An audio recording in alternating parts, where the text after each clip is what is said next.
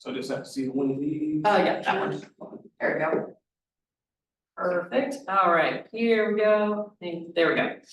Welcome everyone to our first LSAMP Scholar Workshop of the year for UNT Dallas. So for all of you who are joining us and for anyone who's not in the program, the LSAMP program is an alliance between 5 schools here in Texas, including UNT Dallas, Texas Tech, and Dallas College. We have several schools as well across the state. We all work together on various programming and we do things like this. We listen to your feedback and we want to provide things that will be of benefit to you. This workshop, this little talk today is based off of some student requests for the kind of intersection between how disability and self-identity and how that works, self-disclosure in the world of applying to positions in industry and in applying for higher education, so graduate programs and things beyond just where you are right now.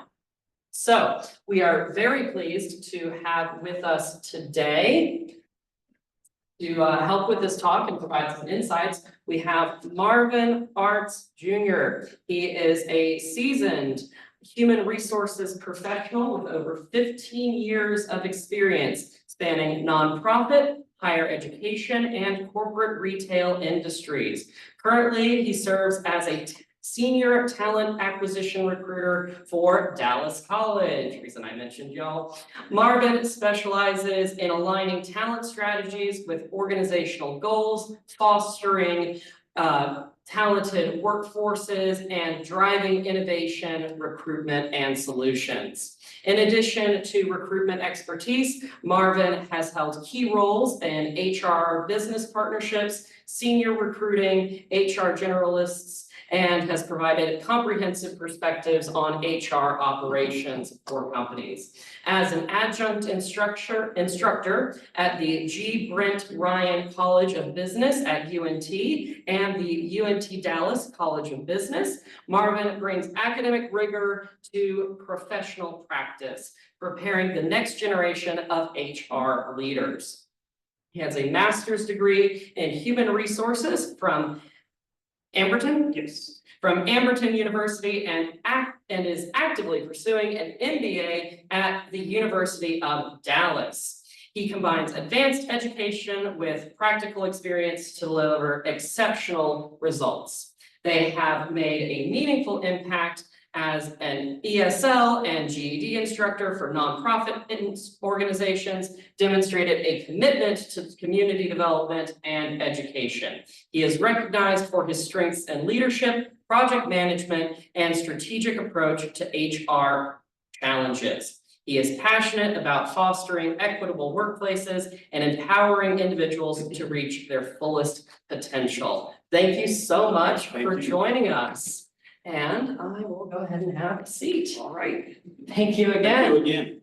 So we have a couple of questions for you based on some of our student experience, some of our personal experiences, and would like to get kind of your understanding, your perspective, your expertise on. Okay, let's do it. And if at some point during the talk that we have, everyone who is online, everyone here, if you have questions, please put them into the chat. Please raise your hand, let us know, and we would be very happy to learn from you. Thank you so much for coming out today. So my first real question is understanding what constitutes protected disability, protected status. What is protected and who is it that should disclose their status and what that means. So that's a lot to go through. So the first part of that is, what is a protected disability? Yeah, so I can give you, so we're going to refer to employment in this particular situation. So as you mentioned, I am a recruiter, so I deal every day with hiring, working with hiring managers, getting individuals processed. So one of the things that does come up are disabilities. So during the application process, if any of you, excuse me, have ever applied for a job before, you will get asked on most applications, do you have a disability? right? So you either have the option to say yes, or you have the option to not disclose on that document if you do have a disability. So as far as what's protected, so I can give a couple of examples here. So I had a young lady that we hired probably about 6 months ago, who went through the interview process, and she was ultimately hired for the position. But she came to me after she was hired to let us know that she had a disability. So basically, what that disability was, she had a sensitivity to too much light, if that makes sense. So like with a lot of our workspaces, it's really bright in a lot of those work areas, right? So she requested to have like a shade put above her computer to block out a lot of that light. So as far as what's protected, when you have disabilities such as like she had, or if you had a disability where you may have some sort of hearing impairment, those are things that are protected under the ADA. Okay, so they don't have to disclose that on the application. Okay, so if someone applies for a job, they don't have to say, yes, I have this disability where I'm sensitive to light, or if I have this disability where I have some sort of hearing issues, they don't disclose that during the application process. But once they are hired, then they need to, if they need an accommodation, that's when you would disclose it at that point in time. There are people that I've worked with before that have had disabilities where they didn't need an accommodation and they just worked through it. But there are some times where it may impact your work, right? So if you're sitting in a work area where the light is too bright, or if you're sitting in an area where it's too loud because you have hearing sensitivities, then at that point in time, you can make an accommodation through HR. It goes through an accommodation process. And of course, most of those things are approved because a lot of times they come with some sort of doctor's note or something along those lines, to where they can approve that accommodation, and we can purchase a shade, or we can put you in an area where the noise is not too loud. And we can make those reasonable, what they will call reasonable accommodations at that point in time. So does that answer your question? Yeah. Okay. So, and if anyone has follow-up questions, either Yeah, online or in person, please feel free to jump in and let us know. And so, I would say we have one follow-up right now. yes, perfect. So this follow-up is gonna be, what about ADHD, autism, major depression, and bipolar? Yeah, so again, kind of going back to what I mentioned as far as the application process is concerned, you have the right to either disclose or not disclose that disability. Okay, so, and I'm pretty sure we'll get to this in a second as far as the interview process is concerned. So you have the right to disclose or not disclose on that document when you're applying for the job.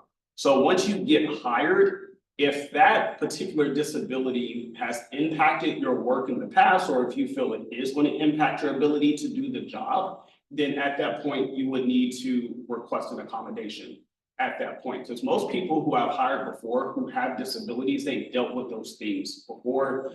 Being a recent graduate, I'm pretty sure, and I'm a professor, adjunct professor, I get those requests for people who have disabilities, and we need to make accommodations for those students. So you don't have to disclose it on the application process, but once you get the job and it may impact your ability to do the job, then you would need to request an accommodation at that point in time. Thank you. So one follow-up I have on that is, who sees those disclosures? I've gotten questions on that in the past about when I say yes, or if I say no, or if I do have a disability, but it's not listed in that long list of things. Right. And I say no, and then I ask for an accommodation later, is it going to reflect poorly on my application? Or the I prefer not to say option. Of those, who is it in the HR process who actually sees that, and does it impact their hireability or the hiring manager's decisions? So that's a good question. So as I mentioned, I've worked in various human resources roles. So the role that I'm in now as a recruiter, I wouldn't see if somebody disclosed that on their application because I'm on the talent acquisition end. But when I was an HR business partner, those documents came through us because we handled the employee relations aspect of that, of disabilities. So we would be the ones that would see it. So for example, at Dallas College, we have what we call an employee relations team, and then we have our senior HR business partners. They're the ones that deal with those request. So anyone else that works in HR would not see that. So if you have like a recruiter, or if you have someone that works in compensation, they're not going to see that information.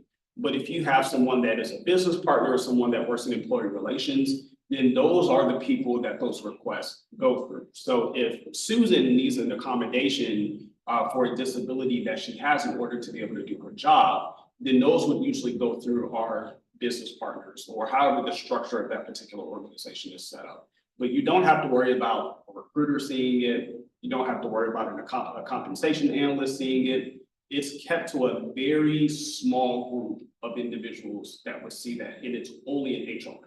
Okay, so not necessarily the hiring manager Correct. who's making that decision. Correct, because this stuff is still, at the end of the day, it's going to be protected by HIPAA anyway. So there are strict guidelines that we have to follow when it comes to accommodation. So you don't have to worry about your hiring manager, your supervisor seeing it, maybe a colleague seeing it. You don't have to worry about any of that. So if you do have an accommodation, like a special keyboard or an adjustable desk or something like that, then you don't have to disclose that information to anyone else, because no one else is going to know that you requested an accommodation necessary. Thank you. Does that parallel what you see on like the higher education and in the like enrollment aspects as well? Because some of these systems are paralleled in say like graduate admissions, but it is slightly different, but there also is oftentimes hiring components to graduate work as well. Right. So as far as, it's going to be very similar in the sense that when you're submitting applications for some of these programs, that you have that option to disclose or not disclose that, right?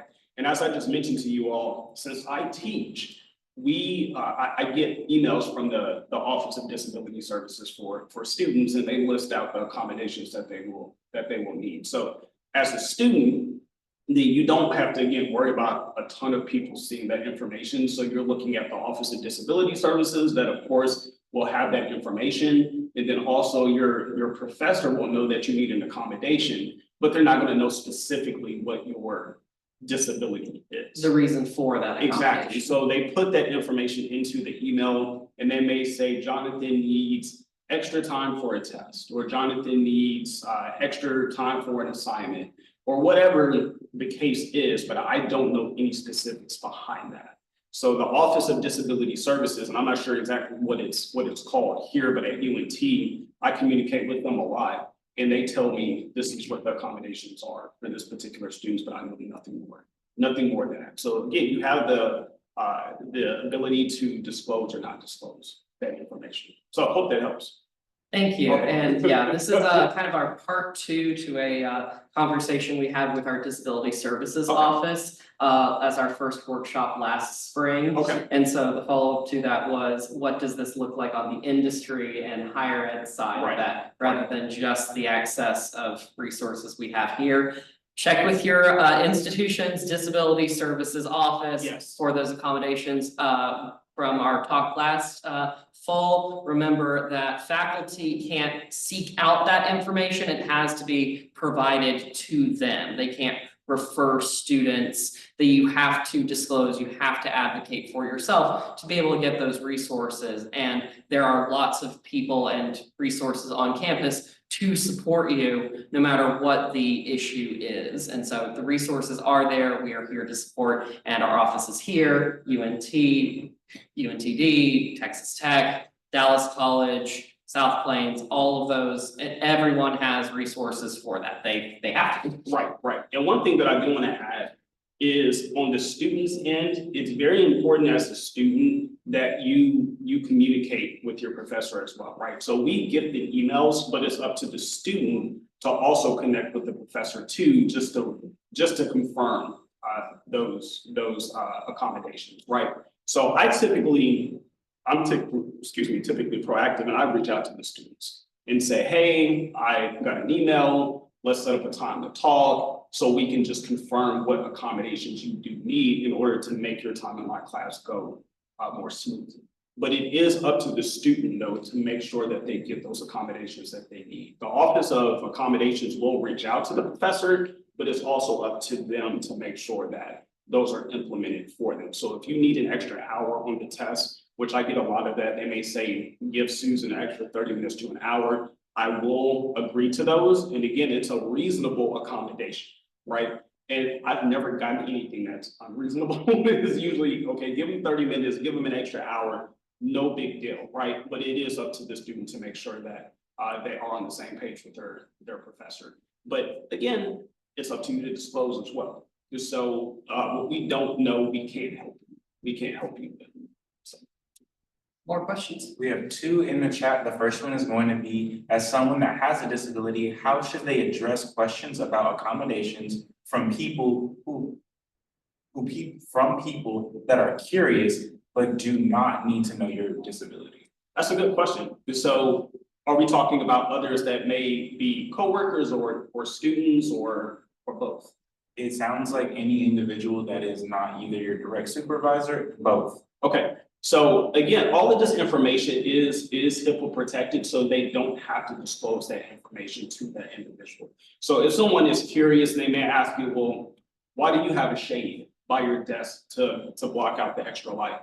You're not obligated to let that individual know this is why I have it. So you don't have to tell them that information. The supervisor is already going to know, not the details, but they're going to know you need an accommodation. So they can't ask specifics about your particular disability. That stays in-house within HR. We have the details of that. So, but to answer, make a long story short, no, they don't have to disclose that information to anyone else. And then the second question is going to be kind of following up to what you were saying earlier. How far can accommodations go? The students say that they understand that sometimes they have to build or improve the building, specifically like for wheelchair accessibility, but how far or what is the limit?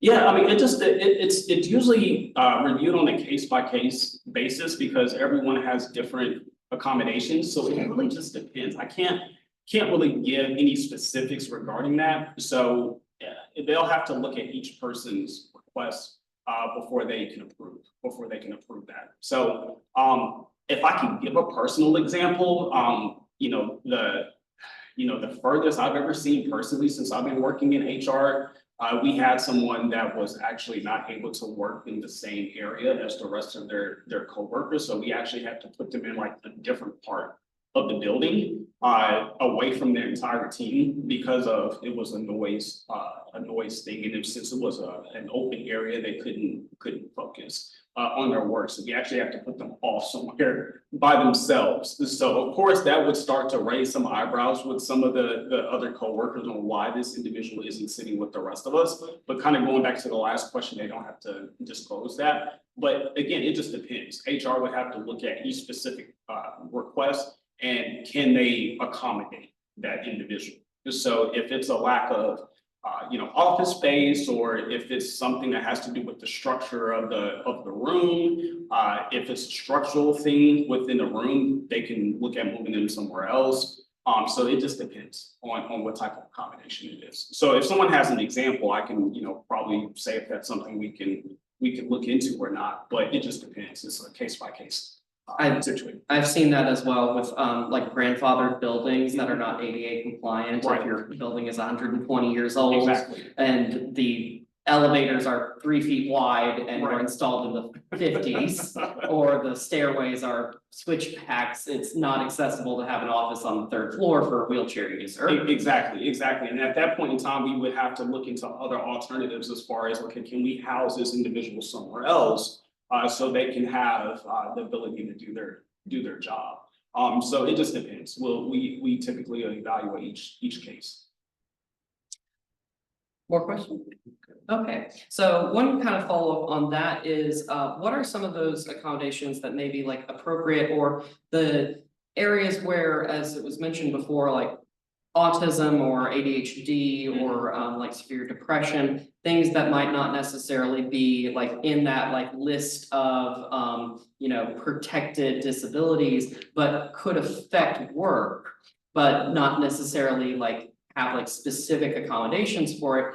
My follow-up question is, how are like the strategies for addressing both the visible and invisible disabilities in interviews and with HR? staff? Okay, so that's a good question. So that's actually a question I get quite often. So in the interview process, right? So if you're interviewing for a position, you are not obligated to bring up that particular disability in the interview.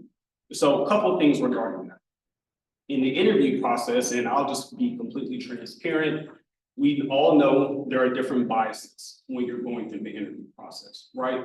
So if you bring up that you suffer from major depression in an interview, I always tell people, do not disclose that during the interview process.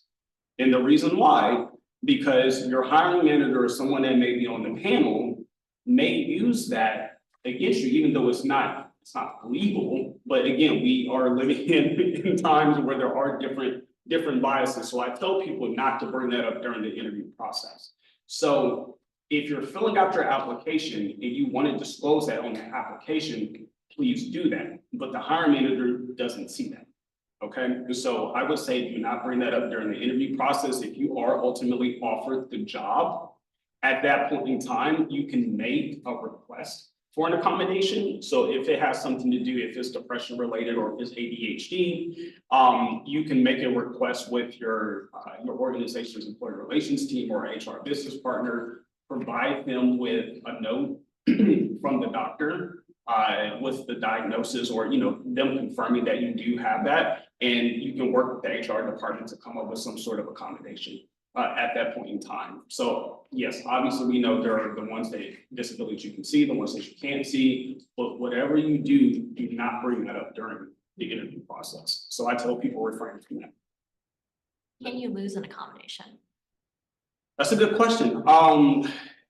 I've never experienced anyone losing an accommodation. So give me an example. When you say lose an accommodation, like what are you thinking? Well, I'm thinking more of like, let's say you don't use your accommodation. Is that a way where you can lose your accommodation if you don't actively use it? Or is it something that you have to use once you request it? So that's actually a good question. Again, I've never encountered anyone that hasn't used their accommodation, but that is always a possibility. So if you, for example, I keep bringing up the shade thing that I had with the young lady that I hired a while back. Let's say that she stopped using that shade legally after the accommodation has been approved, then they typically won't take it away, right? So if it's been approved, if we went through the ADA process, then legally they won't take that away from you.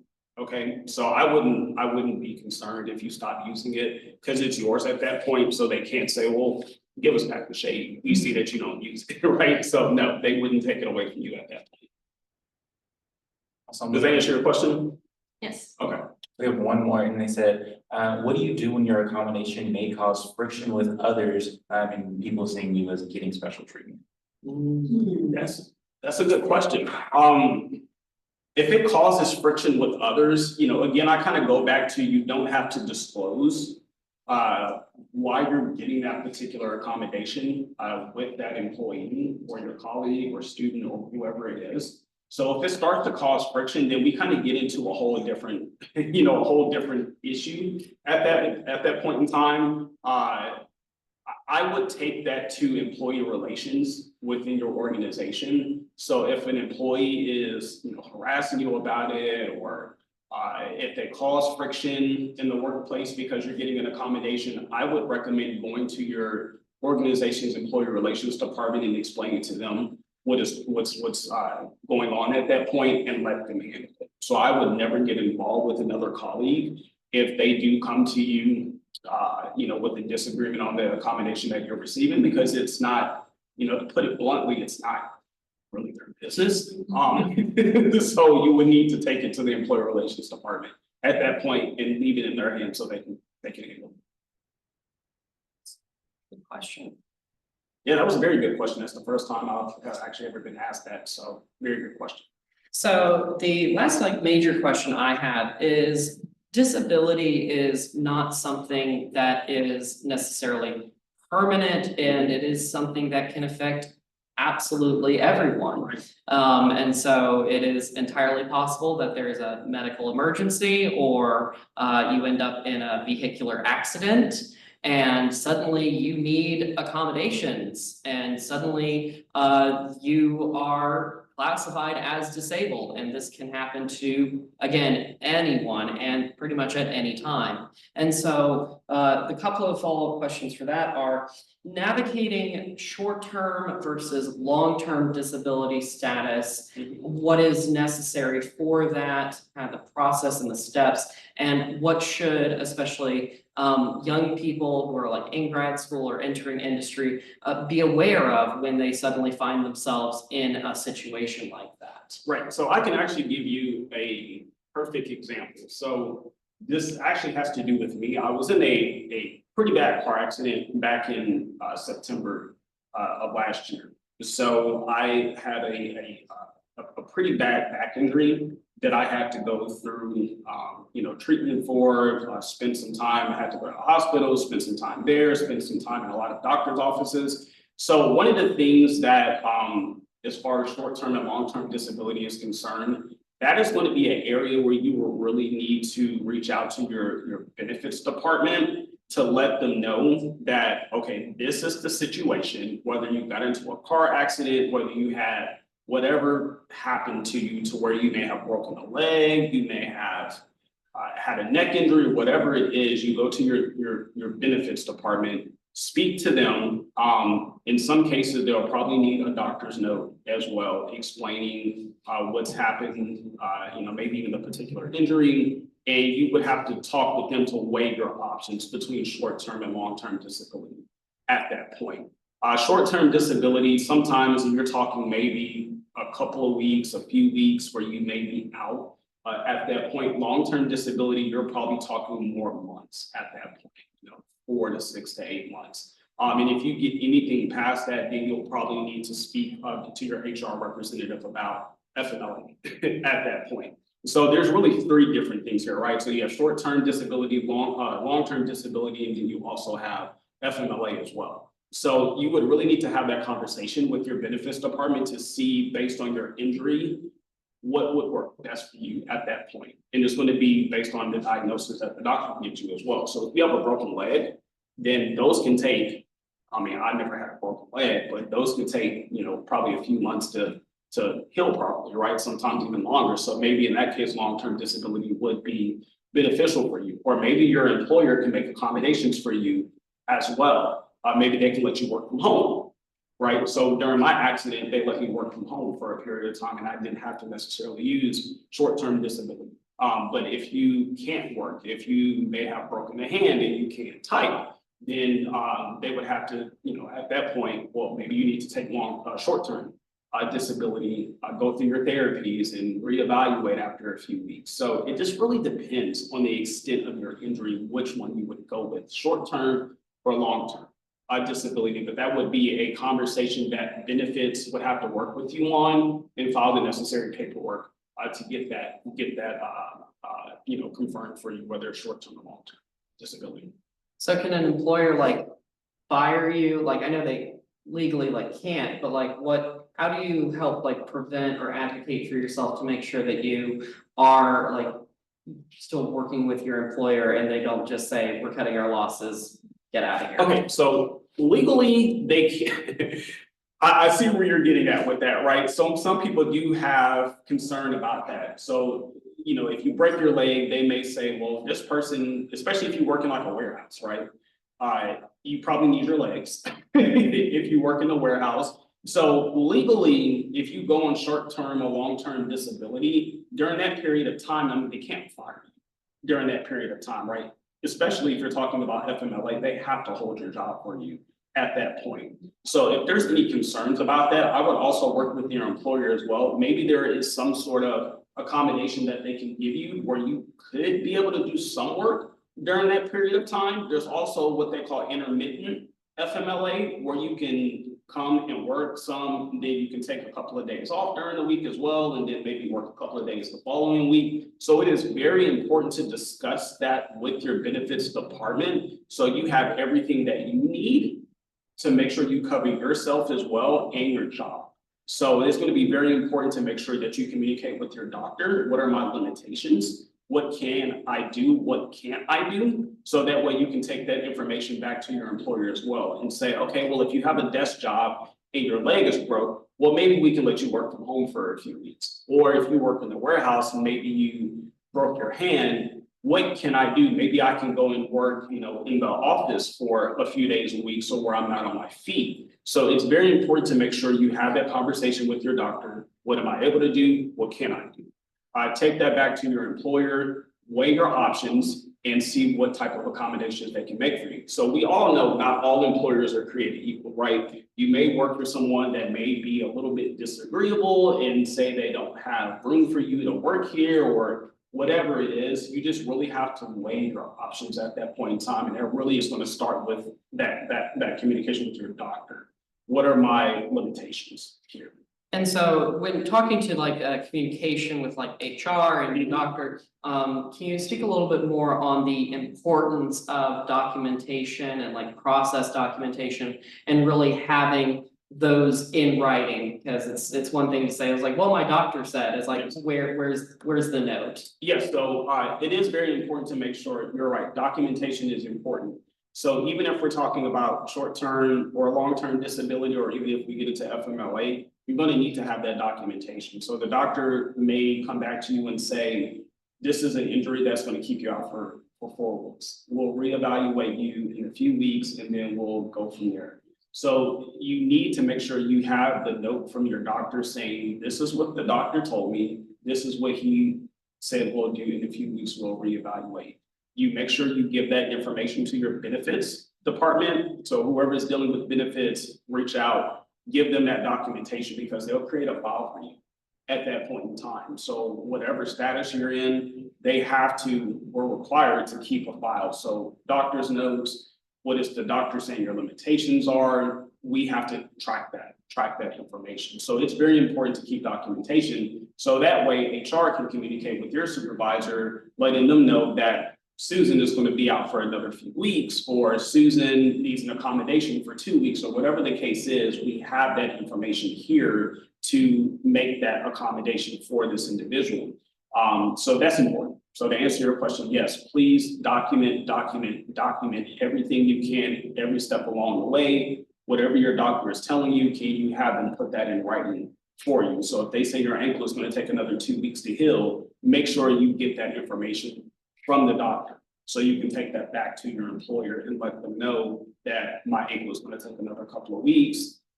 So that way they can make accommodations if you need to leave work early, to go to a doctor's appointment, whatever it is, make sure you have that information from your doctor.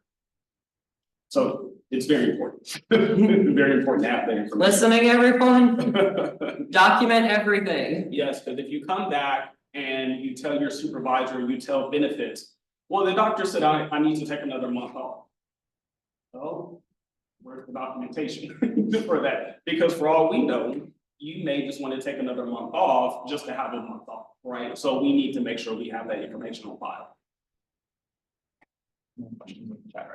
All right, so that's really the end of my structured questions. Of the questions that I received ahead of time that people were really curious about, and some of my own experiences that I wanted more information on. So yeah, anyone else, please let us know. We got a few minutes left before we wrap up. Questions?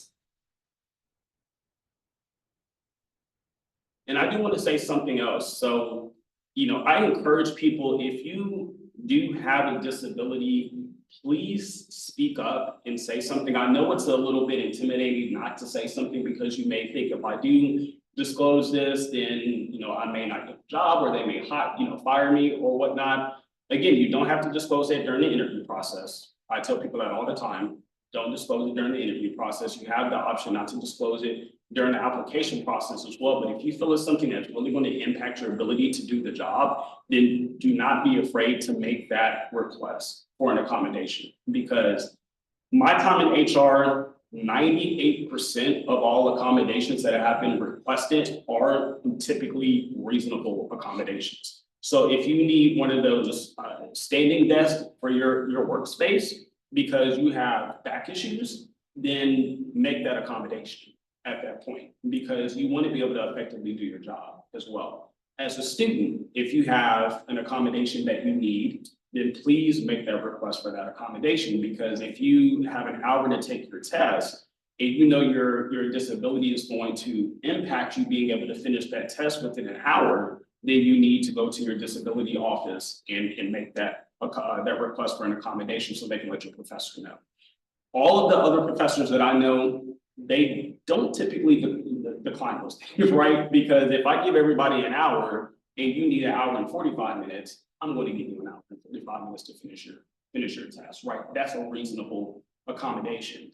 Now, if you come and say, well, I actually need half a day to take my test, then I may be pushing it a little bit too far. But if you need an extra hour and a half, 45 minutes, those are reasonable accommodations that you can make, that we can, be more than happy to give you for that. Same thing with work. If you need, a standing desk is what, a few $100s. The company is not going to go broke getting you one of those, right? So please, I encourage you, do not, be shy or hesitant about making those requests. It's easy to be hesitant about making them because you may have heard horror stories from other people that have said, I made an accommodation request and they fired me or something like that.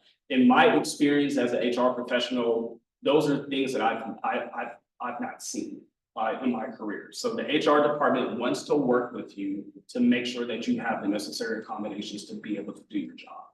So it also opens them up to legal liabilities. Exactly. So they're going to do everything in their power, trust me, to make sure that you have the accommodation that you need to be able to effectively do your job. And most of those requests are very reasonable. Like I mentioned, a shade for your desk, or if you have some sort of hearing impairment and we have to move you to another area, if they have the office space for it, they will. If they don't have the office space, they're going to do everything they can to make sure they find somewhere for you to be able to do your job. If they make a hire, they want that hire to be successful. So they're going to do everything they can to make sure that they set you up for success. Thank you. We have one question in the chat. It's a two-parter, so I'll break it up. The first piece of it is going to be, is there a difference in companies handling disability leave? And the second piece of that is, could you walk us through the process of requesting short and long-term disability, and how does it impact benefits with the company and security? Okay, so I'm sorry, repeat that first part one more time. I just want to make sure I have that right. The first part is going to be, is there a difference in companies handling disability leave? Okay, so short answer, no, there's not. Okay, so when it comes to handling disability leave or disability requests, there's typically a universal process that most companies have to follow, right? So if it's requesting an accommodation, you have to, and it also depends on how your HR department is set up too, right? So again, if you have employee relations, that may be separate from having an HR business partner. Where I'm at now at Dallas College, we have both. We have employee relations and we have HR business partners. Typically, the employee will reach out to the HR business partner first to start the request for that. But normally it's pretty standard across the board for most companies. So you would go to either your ER department, or either if you have HR business partners, you reach out to them. You would typically know how that's set up. I would always just say, reach out to your HR rep first and ask them what the process is for that, but it's normally the same. So for the second part of that, walking you through step by step how to do that, making a request for leave, short-term, long-term, or FMLA. Again, you're going to reach out to your benefits rep first. That's the first thing you want to do. So if you want to make a request for short-term disability or long-term disability, you reach out to them, you let them know the nature of it. Okay, so let's say that you just got into a car accident. You let them know, I got into a car accident, just came from the doctor, the hospital, whatever it is. They said, I'm going to be out for, this injury is going to take at least 4 to 6 weeks to heal. So they will set up some time to speak with you at that point in time. As I mentioned, you need to make sure you have the documentation from what the doctor told you, so you can provide that to them. They're going to go over your options with you. They'll explain in detail the short-term disability and the long-term disability. Some people may not have both. I know when I've signed up for insurance before, I may take one or the other. So you need to confirm which one you have. Sometimes people don't have short-term disability. That's something that you have to think about as well. You may only have long-term. So you have to, if you have both, you need to ask the benefits representative which one is going to work best in this case for me. Because when you're on one of those, you're not going to get 100% of your pay. during that time either. I want to say off the top of my head, I think it's like 70 or 75% of your pay that you'll have while you're out. So you need to also weigh that option as well. So, you know, ask them, well, is there a way that maybe you all can make an accommodation for me so I don't have to miss any work? So these are really some extensive conversations that you'll have to have with your benefits department, because there's so many different moving parts to this. You have to take that into consideration. Which ones do you have? Do you have short-term and long-term?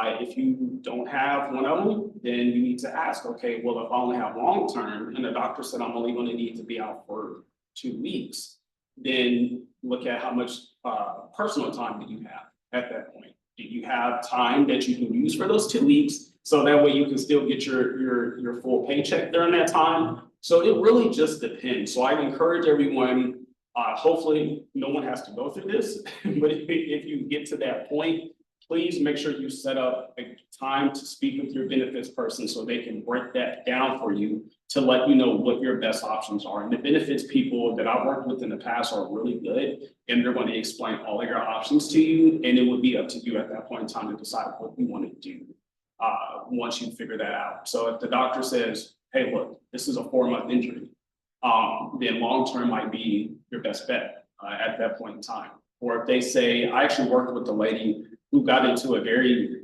bad car accident. She got hit by an 18-wheeler. And she had to miss work out, and she said for like a year, right? So at that point, you would need to go through FMLA at that point. So it just depends on severity of your injury. What do you currently have as part of your benefits plan? And that's going to really kind of help point you in the right direction. So always start with the conversation with your benefits rep. And for those who may not know, what does FMLA stand for? Yes, so that's Family Medical Leave Act. Okay, so with the Family Medical Leave Act, it is required by law that your employer, if you go on FMLA, they have to hold your job for you. Okay, so the thing about FMLA is, and a lot of people don't know this, when you're out on FMLA, the first thing they're going to make you do is they're going to make you exhaust all of your personal leave time first. So let's say that you have 2 months of vacation time, personal leave. They're going to make you exhaust all of that first. And that's for you to make sure you still continue to get paid during that time. Now, once you've exhausted all of that, unfortunately, you will be on leave without pay at that point. But you will still have your job. So let's say you're out for 6 months. When you come back after 6 months, you will still be employed. Does that make sense? You just have to make sure you exhaust all of your leave time first. So for those that may only have a week, or I've worked with people, especially since I've been in higher ed, people have worked in some of these institutions for so long, they have like 8 months of 8 months of leave time saved up. So for them, it's easy to, use a lot of their leave time. But for those that may be fairly new, and that's another thing, this could be a whole different topic that we can talk about another day, but you'll have to exhaust all of your leave time first. But they have to require by law to save your job. And then you can apply for like disability services through like government services. Right. Yep, that's right. All right, I've got one last little slide, so gotta switch over for whoever's still here. So for those of you who are still around and didn't use the link in the chat.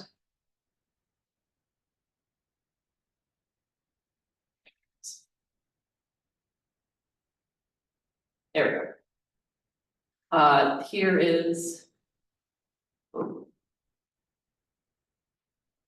Oh, I think did they leave?